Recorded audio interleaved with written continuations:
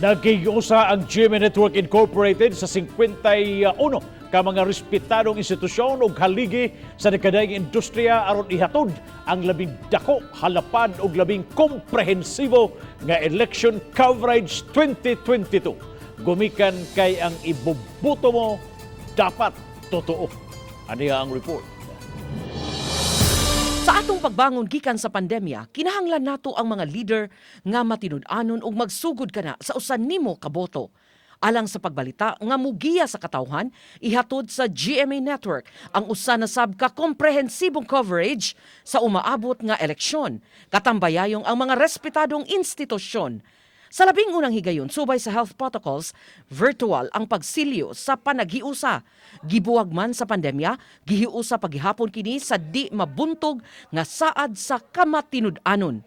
Ang Eleksyon 2022 partnerships, gipanguluhan ni Attorney Felipe L. Gozon, Chairman and CEO sa GMA Network, President and COO Gilberto Duavit Jr., Present sub si GMA News and Public Affairs Senior Vice President Marisa L. Flores, o si GMA Regional TV and Synergy First Vice President and Head Oliver Victor Beltran Amoroso. Naasab sa partnership launch ang uban pang opisyal sa GMA Network sa nagkalain-laing platforms. While many things have changed over the past 2 years, our common and consistent desire for good governance remains.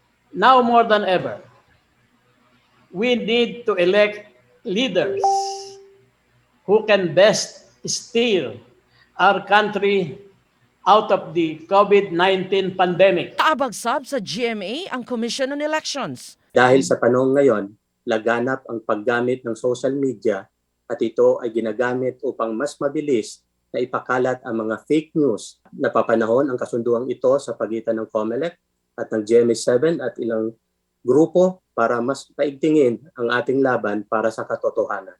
Mga higante sa telekomunikasyon, PLDT, SMART, ang mga media partners, Philippine Daily Inquirer, Inquirer.net, Catholic Media Network o Philippine Center for Investigative Journalism, ang Election Watchdogs, Parish Pastoral Council for Responsible Voting o PPCRV, National Citizens Movement for Free Elections o NAMFREL, Legal Network for Truthful Elections o LENTE, o civic group nga Regional Emergency Assistance Communications Team o REACT Philippines. Gipalig-on sab ang alyansa sa nakadaiyang academic institutions, ang University of the Philippines, University of Santo Tomas, Polytechnic University of the Philippines, De La Salle University, Ateneo School of Government ug ang AMA Education System. Ang among regional school partners, University of Northern Philippines, University of Luzon, Ateneo de Naga University, University of Nueva Cáceres, University of San Carlos, Siliman University, Central Philippine University,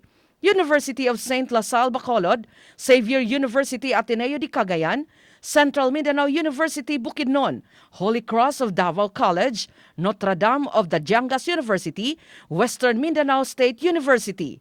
Ug sa unang higayon, makauban sab nato ang member schools sa National Collegiate Athletic Association of the Philippines o NCAA, Arellano University, Colegio de San Juan de Letran, De La Salle College St. Benilde, Emilio Aguinaldo College, Jose Rizal University, Lyceum of the Philippines University, San Sebastian College Recoletos, University of Perpetual Health System, DALTA.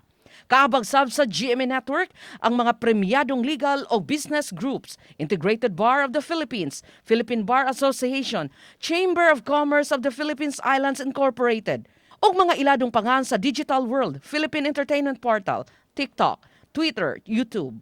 51 karespetadong mga organisasyong kauban sa GMA sa pagpangu ni First Vice President and Head Oliver Victor Beltran Amoroso, gipaniguro sa GMA Regional TV and Synergy ang mas halapad nga pagbalita, pinaagi sa mga nagunang morning shows ug local newscast sa nagkalain-laing riyon sa nasud. Apil niini ang Mornings with GMA Regional TV ug Balitang Amyanan sa North Central Luzon, GMA Regional TV Balitang Bicolandia sa South Luzon, GMA Regional TV Live ug Balitang Bisdak sa Central ug Eastern Visayas, GMA Regional TV Early Edition ug One Western Visayas sa Western Visayas, ug At Home with GMA Regional TV ug One Mindanao sa Mindanao. Ug alang sa patas ug maalamon nga pagbutar, Ang among advokasya sa eleksyon 2022 dapat totoo. Chelo Valiena, Balitang Bisdak.